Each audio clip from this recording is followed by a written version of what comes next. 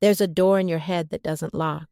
You've never noticed it, but 4 separate civilizations found it, and none of them knew about the others. Here's what it is.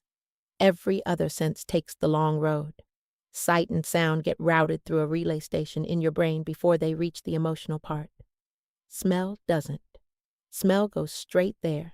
That's why a scent can drop you into a memory from 10 years ago in about a second flat, before you've had a single conscious thought about it.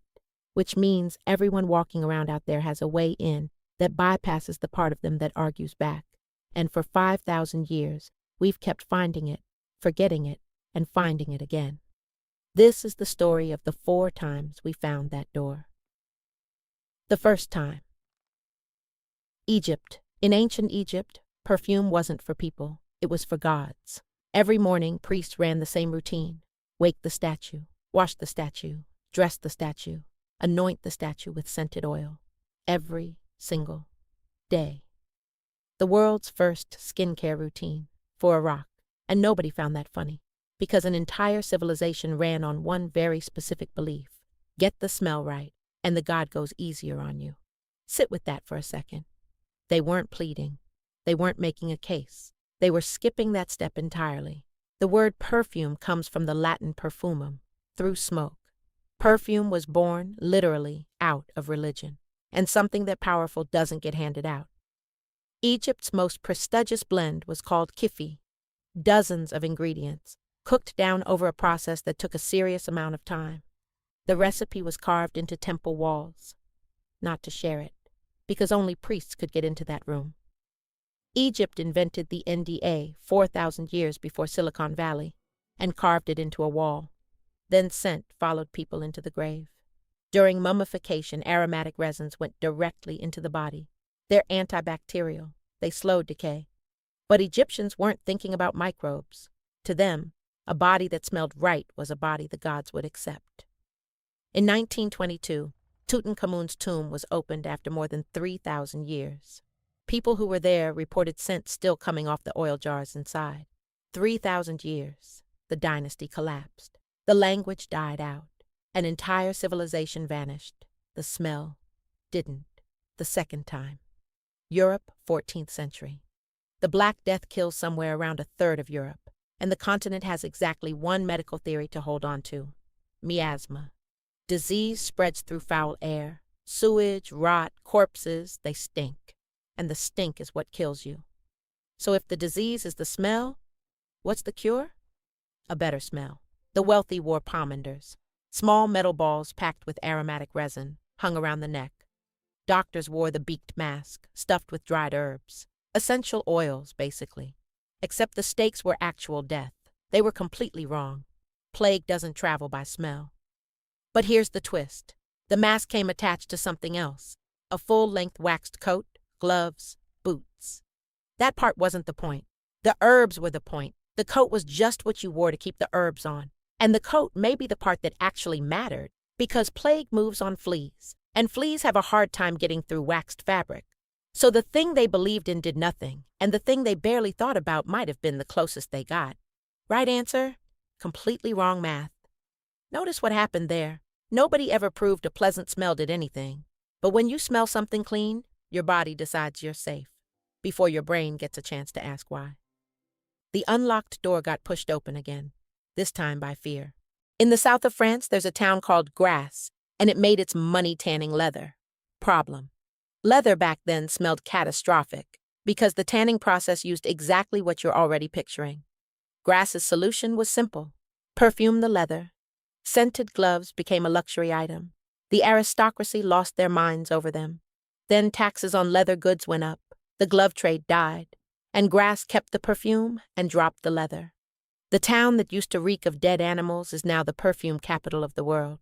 Chanel No. 5 sources from there. On the surface, that's a story about covering something up. I don't think it is. Nobody in Grasse was running a con. The buyer knew it was leather. The seller knew the buyer knew. Everyone involved knew exactly what was underneath. They bought it anyway, because people don't want to be smelled as they actually are. Not because what's underneath is bad, but because everyone carries a gap between who they are and who they'd like to be met as. In Egypt, the gap was between a person and a god. In plague-era Europe, between terror and the feeling of safety. In Grasse, between a tannery town and something worth wanting. Perfume was never decoration. It's how we closed that gap. Except there was still one limit on how far you could close it, and that limit was nature itself. For 5,000 years, every scent on earth had to exist in nature first. Want rose? Grow roses. Tons of petals for a small amount of oil. Perfume was expensive because nature is stingy, and that stinginess decided who got to smell good. In 1889, the House of Houbigant released Fougère Royale. The name means royal fern, and it was built around coumarin, a molecule synthesized in a lab. Here's the detail almost nobody catches. Ferns basically don't smell. Fougère Royale wasn't copying a plant. It was the smell of something that had never existed. A forest that was never real. Humanity had just written its first piece of fan fiction about nature. And this is the part that should land hardest.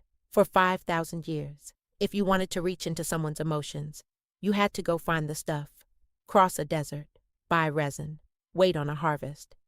After 1889, you just designed it. The unlocked door in the human head went from something people stumbled onto to something manufactured at scale, deliberately, on demand. And Fougère wasn't one bottle. It became an entire family of fragrance. A huge share of the men's cologne you smell today descends directly from it, which means millions of men have spent 130 years confidently radiating the scent of something that has never grown on this planet. Then the price collapsed. What was once reserved for pharaohs ended up on a drugstore shelf, and the industry understood immediately. Once everyone can buy the smell isn't the product anymore. Watch a perfume ad sometime. They almost never describe what it smells like. They describe a person, the mysterious woman, the rebel, the guy who doesn't owe anyone an explanation. You're not buying liquid. You're buying the gap between you and who you'd rather be. 4 eras, 4 completely different technologies, the same door.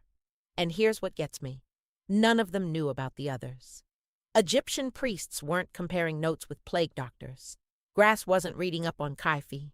They found the same thing independently.